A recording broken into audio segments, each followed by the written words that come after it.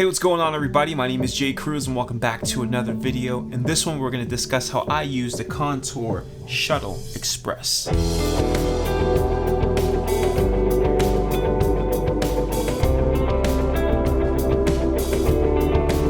Before we get started with the rest of this video, please do all of the things that help this channel grow. Like this video, subscribe and comment below, and be sure to hit the bell icon so you get an alert every single time I upload a video. Another way that you can help this channel out is actually by donating. If you would like to donate, there's a link in the description box below that'll help me purchase products like this one to review from time to time. So just all around very helpful.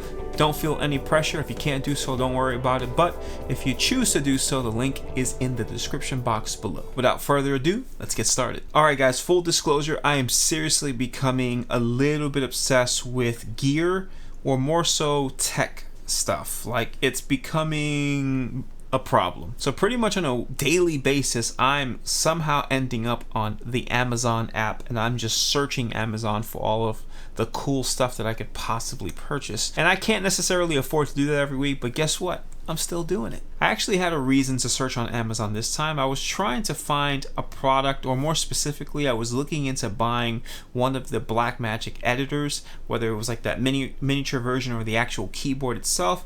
From what I understand, it is native to their editing software with DaVinci, called DaVinci Resolve, and apparently it's really great. But it's definitely pricey, something that I just don't think I could pull the trigger on right now. Not to mention, I don't know about any of you who may use this product or this particular software to edit. I tend to edit all of my stuff in Edit, not necessarily in Cut mode, which is where it seems like DaVinci wants you to use in terms of editing, and that's where they release all of their products, to really work with that mode and not necessarily the edit mode. So it just seemed like to me like the product as it was out there wasn't really suiting my needs. So I started looking for alternatives, something that could just help speed up the editing process. That's one thing that I have to admit, I'm super obsessed with making sure that I have a very clean workflow and something that can get me working quickly and make just life easy and functional, and I'm constantly looking for ways to upgrade my workflow essentially in my life. Now that I've been taking this channel a lot more seriously, I've been uploading 2 videos a week consistently the entire year, I wanted to find something that could help me edit faster and essentially get the content out there. So I eventually stumbled upon something that I had never seen before. They have the regular size version, and then they have the Express, which is I guess the more miniature size version, less options of course, but it felt like the Express was going to be something that was going to suit my needs a little bit better. Though I don't mind having the full-blown version, this one was a little bit more affordable and I think was going to give me what I need.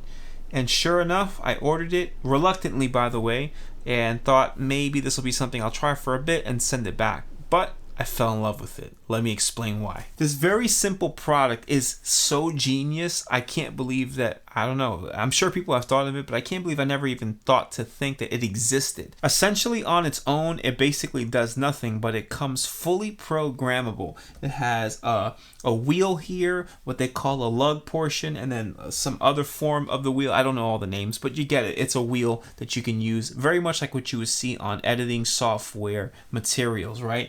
And it scrolls. Well, you can kind of see it scrolling through the clips right here if I use it just like that. This is a video that I already edited. And then it has 5 assignable switches, and I thought, well, could you really assign it to do anything you want? And honestly, yes, you can. And the beauty about this thing is that it doesn't just work with DaVinci Resolve. It pretty much works with any program. In fact, you can assign it to do multiple different things for multiple different programs, and it will adapt to the program that's in focus. So for example, I could surf the web or maybe use it for iTunes to play music and shuffle through music, but then when I open up DaVinci Resolve and focus that, it'll start doing all of the assignments that I assigned it to do for DaVinci Resolve, which is really super genius. It has editing software that you simply download and you simply reassign the switches. Now I had a little bit of trouble doing that. I had to restart my computer a couple of times, but once I did, I couldn't believe it. It worked instantly, and it was amazing. So now I want to show you, again, this wouldn't be a how I use it episode if I didn't show you how I personally use it. So I'm not going to show you every single thing that it can do, but I'm going to show you exactly how I've set it up using DaVinci Resolve. So as you can see, I have an already edited video here. This is one of my latest videos. If you haven't watched it, go ahead and check it out. I basically tell you the most embarrassing story ever, how I fell while on stage and, I don't know, destroyed my ankles. So I'm going to very quickly go into the editing portion here. Now I like to edit on the edit page. I think it makes perfect sense to do so, and I also really like seeing the audio. I can see the peaks and valleys, and I guess it's because I've been editing audio for so many years now that it just makes sense that I use the audio to actually edit the videos as well. So I tend to really focus on the audio when editing, and the video portion I worry about a little bit later. Obviously, I'm not going to show you how to use DaVinci Resolve in this video, or how to edit or to color grade or any of those things. That could be a separate topic for another video. If you want to see something like that, please let me know in the comment section below. First, clearly the wheel does exactly what you think it's supposed to do right out of the box, and it just scrolls through all of the footage. As you can see, I have it going back and forth. This like sort of other wheel portion is like a fast forward button, and so it just kind of skips a couple of frames ahead. You can go backwards as well, which I think is really helpful and speeds the process up, and stops me from having to use my mouse and stops me from having to use a bunch of different short keys on my keyboard. So let's just say that right in the portion where I stopped it right here, I want to make an edit. Now typically I'd have to press Control B. So B basically brings up the blade tool, and then Control B tells the blade to actually cut right where it is. And then if I wanted to get rid of this clip in front of it, I'd have to click on this clip, and you can backspace, but that will delete the clip and essentially leave a big black hole in the session. So you don't want to necessarily do that. So I'm going to undo that. And if I want to undo, by the way, I'd have to go to undo or use a short key for that as well. So again, we're going to select the clip, and then I'd have to press delete, and that'll move the entire session over just like that. That's called a delete ripple. Now we're going to undo everything that I've done really quickly, because I just wanted to show you what it would take to do all of that in a normal way, essentially using the keyboard and the mouse and going back and forth. Now there are some short keys that I use, and I won't show you what those things are, but it essentially means that I would have to press multiple commands at the same time. I should mention that DaVinci Resolve allows you to basically customize keyboard short keys, so if you want to take advantage of that and find easier ways to make your workflow work for you. So as I already mentioned, the wheel does already, just the wheel itself was a lifesaver to really get me to detail hone in on where I want to make these edits, right? But now let's talk about the 5 buttons here,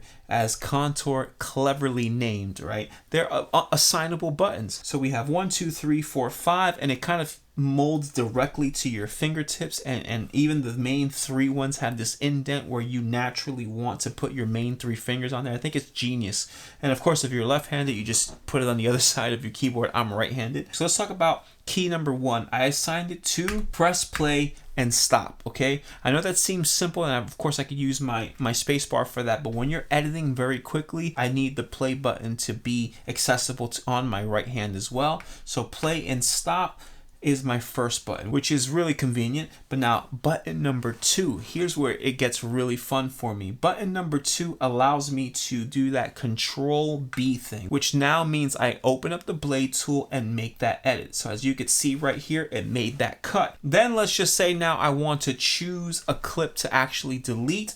That's where I can now press button number 3. I've assigned it to choose the clip of where my marker is, or where essentially the wheel lands. So let's say I want to choose this other clip that's in front of it. I just press that button once again, and it chose that clip. And then now I want to delete ripple, as I showed you what I can do before, and that's just button number 4, delete and ripple, and it just made all of the adjustments for me. So again, 1 button, 1 hand, very seamless, very easy, very quickly. But now let's just say I made a ton of mistakes and I want to undo everything I just did. No problem. Button number 5, I've assigned it to be my undo. So it's sort of my safety. And here we go, undoing absolutely everything that I just did, which is super convenient for me. This thing has been an absolute game changer for me. Much like the very product that's sitting right next to it, the PreSonus fader port, when it comes to all of my audio recording, well, now this thing has become sort of my very own fader port, but now for DaVinci Resolve, and it's 100% sped up my workflow and my ability to edit on the fly very, very quick to get videos edited out and uploaded onto YouTube. Amazing. Now, obviously, this is one of those products, much like the fader port, that is not a must-have, but I feel like obligated to tell you guys when I find something that has absolutely made my life easier, because I know that I'm not the only one who can benefit from products like this. Now, I'm not saying everyone's an editor or everyone who does edit should have this, but I do think that if you're in the world of making content or videos in general and you want to find a way to speed up your workflow, this thing is absolutely for you, and I highly recommend it. I will say this much, I've only had it for about a week, so I've done a few videos on it, but it's been working flawlessly ever since. I've had no problems when it comes to booting up. As I did mention towards the beginning of the video, I did have an issue when it came to actually making the assignments to the buttons, but once I restarted my computer, it read all the assignments instantly, and I had no issue. So I don't know if that was just my personal experience or if it's something that everyone has to do, but I guess it does make sense if you make a change of that magnitude that you would have to restart your computer.